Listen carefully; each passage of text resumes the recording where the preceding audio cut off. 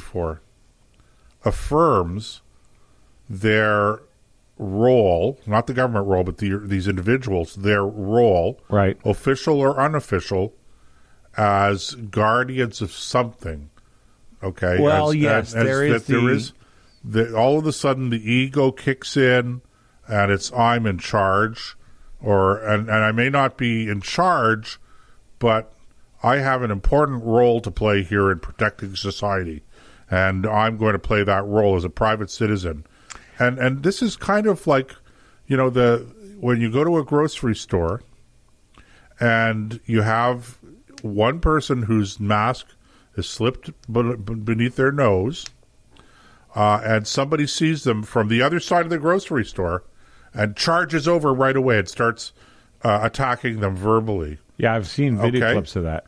And you think, well, why not just go up to the person and say, excuse me, maybe you didn't notice your mask has fallen. Okay, this is why I think last week I mentioned a call out to Metro grocery stores here in Canada, in Ontario anyway, because when they are announcing regularly on their PA system about the need for wearing masks and keeping a distance from one another, in the same repetitive announcement, they also admonish their customers to respect the dignity and the space and the need of people who can't wear a mask for whatever reason. And they don't go into a definition of what those reasons are. And I actually think that was a very responsible. I would not have any problem with it. If I'd known that, okay, for that reason alone, that's worth going into Metro. I've been very impressed with them about that. And I think that's the right attitude to take. But it's these busybodies, it's these petty dictators that the environment that we've created around COVID-19, or turn the clock back, or even jump forward around quote unquote the climate emergency. Okay, is you're destroying the climate. Can you imagine where are we going to be a year from now, or 2 years from now, when kids who are growing up believing that they are going to die if we don't stop doing some of the things we're doing? At what point in time are they going to be justified in taking violent action in order to stop the production of fossil fuels, for instance, blowing up pipelines?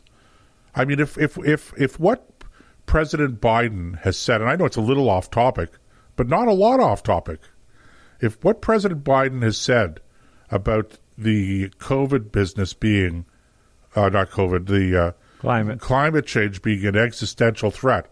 I mean, does he know what existential threat means? A threat to your existence. It's life-threatening. I mean, if it's really an existential threat, do not people have the right to take up arms to defend themselves, ultimately? Yep. And is that what we're encouraging people to do? Maybe not explicitly, but implicitly. People talk about Donald Trump being less than cautious in his rhetoric that may have somehow contributed somewhat to this riot on the U.S. Capitol on January 6th. Okay. People are going to point to that, and they're not going to ask themselves, maybe we're raising a generation, not just of snowflakes, but militants as well, who are going to, they say, sow the wind, reap the whirlwind. And in that respect, it is a little frightening and deeply concerning that we're creating this generation or these people out there, and that they're getting away with it. So what you're defining is something called the savior syndrome, where I've got to do something because I've got to save the planet. It's quite common. You see it in cases like the environment. Greta Thunberg is a classic example, where she has at 16 thought she had the gall and audacity to shake her little teenage finger at the world and say, "How dare you?" when she should have been in school learning math and chemistry and physics and so on, getting an education. And people, they don't understand that you just... I'm really struggling to put this, the way I feel about this, into words, because it's... I agree with everything you're saying, but I think that it's, to sum it up, these people, those who are not acting out of fear, because I think a lot of people are, they're just flat afraid, and the government has terrified them, and that's why they go along with this stuff. But you're right.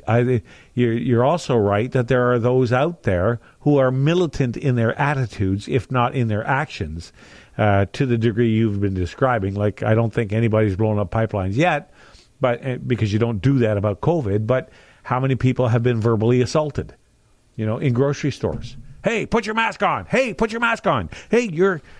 or even physically assaulted. I don't know. Who are you to tell me to put a mask on? See, this has been my response. It has on the few occasions where people have accosted me for whatever reason around COVID. Okay, and my response has been to just politely turn to them and say, "Mind your own business." Just mind your own business, and they'll give me, and I wear a mask. But there have been a few occasions where, I was out with the grandchildren a while back in a grocery store. Yep. They were wearing masks. I'm wearing a mask. They're young, 6, 7, 8 years old. They're a little wild. They're running around the cart and stuff. They're just being kids. And we were waiting in line, and the woman in front of us, young lady, she was clearly irritated. Finally, she turns to me and said, can you control the children? And her problem was she didn't want them to infect her. They weren't respecting her social distance, right? And so my answer was, no, mind your own business. And of course, she got a little apoplectic because, she's not used to that. Clearly, how could I verbally abuse her in response? Why didn't I immediately melt like your typical snowflake? You're supposed to melt. So, I don't know, but that's... When these scenarios, and they don't come up for me very often either, because most of the time, I'm not there to cause trouble. Like, no, I won't even say most. When I go into a store, okay, I typically don't wear a mask. But if they insist, it's there. If we're talking about a private store, and they insist, they get to set the rules. So I either put the mask on or I leave. Depends how badly I need what's in the store, okay? But I respect their decision about how they're going to conduct their business. I think I might think it's foolish. I think they're driving business away when they do it. Well, of course they are. But when you get accosted by a customer in that store who doesn't even work there, I know for a fact that one of these days when somebody does it, I'm going to turn around and just look at them very, very nicely and say, "I'm sorry, did I make the mistake of speaking to you?" Now, that's pretty harsh. No, that's not harsh. But what's really harsh is to say, "Excuse me, how do you know I don't have a gun?" Oh, well, it's a pretty safe bet here. But the point is, I'm telling them in no uncertain terms, I did not invite your commentary on what it is that I'm doing or not doing according to your set of own self-imposed morality, okay? Don't impose it on me. I am not interested in what you think about whether or not I'm wearing a mask. If you're wearing one, you're protected. Anyway. Or at least you think you're protected. But I just want to come back full circle, okay? Yeah. The mask thing is an interesting debate, and here we are, we're talking about COVID-19. I know. Always getting sucked back into that vortex. It's so hard to stay away from. But the reality is, okay, masks are a very almost inconsequential issue compared to some neighbor snitching on the children sledding down in their backyard. If I had to pick between the two, I would pick the snitch to be a far worse problem. And then the government sending the quasi-pseudo stormtroopers in to take apart that hill. I think it's a shameful behavior on the part of the government. I think that the municipal elected officials I think that whoever ordered those officials to go in and take that place down, okay, should be fired. Yep. And I think that if the elected officials in that community are not raising a stink about this, are not demanding accountability and common sense, I would say to the residents of Okotoks, boot them the hell out of office. They do not deserve to be there. They are not representing your best interests and setting an example for your children on rational, good government. Well, I think that in the article it does say the town apologized, but I think it's more damage control than anything else. Like, who gave the order in the first place? Well, there has to be accountability. Absolutely. I couldn't agree with you. I'm all for apologies, but you're adults, okay?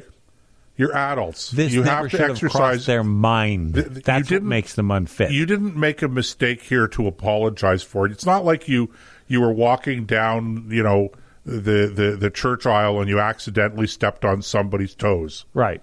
That's something you apologize for. Right. Something like this, you don't apologize for. You get fired for something like this. Yes. As far as I'm concerned. That's right. And with that, ladies and gentlemen, we are going to have to go for a break. So if you are listening to the live show, stay put, or, get up, get your favorite drink, and then come back again. If you're listening to the podcast, we appreciate your taking the time out of your day to listen to us at your convenience. And please join us again for part 3 of this week's episode when it's posted on your favorite podcast network. In the meantime, we shall return in a few minutes.